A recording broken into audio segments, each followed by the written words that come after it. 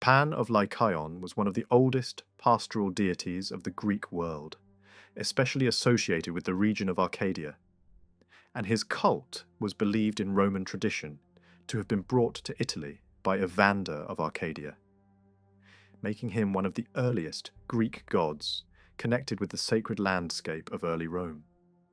The name Pan Lykaios was directly linked to Mount Lykaion, a sacred mountain in Arcadia that served as one of the most ancient religious centres in Greece, where rituals were performed in honour of both Zeus Lykaios and Pan. Mount Lykaion stood in a remote and wild environment, and its isolation reflected the nature of Pan himself as a god of mountains, forests, and untamed landscapes. The Arcadians regarded Pan not only as a god of nature, but also as a protector of shepherds and flocks, and in this role, Pan Lykaios was especially revered as a guardian against wolves and other predators that threatened livestock. According to Roman tradition, the cult of Pan Lykaios was introduced into the region of Latium by Evander, who migrated from the Arcadian city of Pallanteum and settled along the banks of the Tiber River near the future site of Rome. When Evander established his settlement on the slopes of the Palatine Hill, he brought with him the worship of his native gods, including Pan Lykaios, and founded a sanctuary dedicated to the god in the wooded areas near the river. This sanctuary later became associated with the sacred Lupercal cave, located at the base of the Palatine Hill, which was also connected with the legendary story of Romulus and Remus. In Roman religion, Pan Lykaios was gradually identified with the native Italian god Faunus, particularly in his role as protector of flocks. And under this interpretation, the god came to be known as Lupercus, the divine guardian against wolves. Because of this identification, the Roman festival of the Lupercalia was believed to preserve rituals originally connected with Pan Lykaios and introduced into Italy by Evander.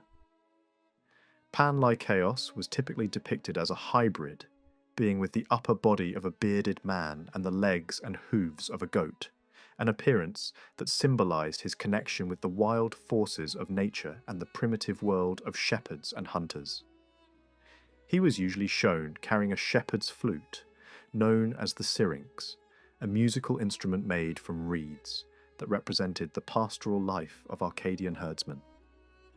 Pan was believed to dwell in caves, wooded slopes, and rocky mountain valleys, and many small rural shrines dedicated to him existed in the isolated regions of Arcadia. The god was thought capable of appearing suddenly and frightening travellers, or shepherds, and the word panic ultimately derived from the sudden terror that Pan was believed to inspire. The rituals performed in honour of Pan Lykaios on Mount Lykaion were regarded as extremely ancient, and some Greek writers believed that these ceremonies preserved traditions dating back to prehistoric times. Shepherds and hunters offered animal sacrifices to the god and prayed for the increase of their flocks and for protection against wild animals. Pan Lykaios represented the boundary between human society and the wilderness, and his cult preserved memories of an age before the rise of cities and organized civilization.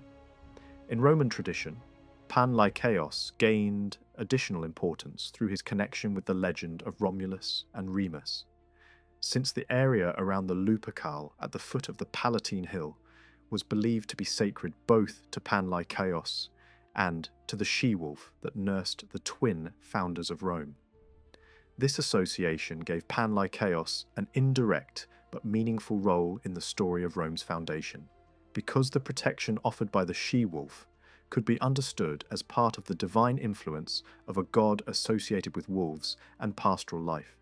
The Roman form of Pan Lykaios, known as Lupercus, was believed to protect flocks from wolf attacks, and this protective function stood at the centre of the rituals performed during the Lupercalia festival.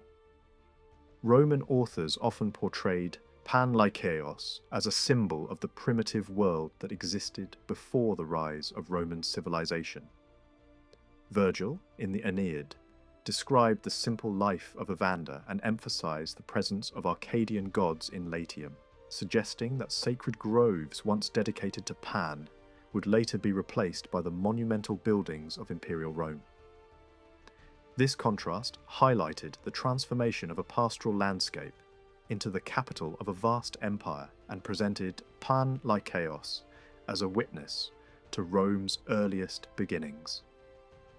The figure of Pan Lykaios also helped Romans explain their cultural connections with the Greek world. Since the arrival of Evander and the introduction of Arcadian religious traditions allowed Rome to claim a heritage that extended beyond the Latin tribes of central Italy.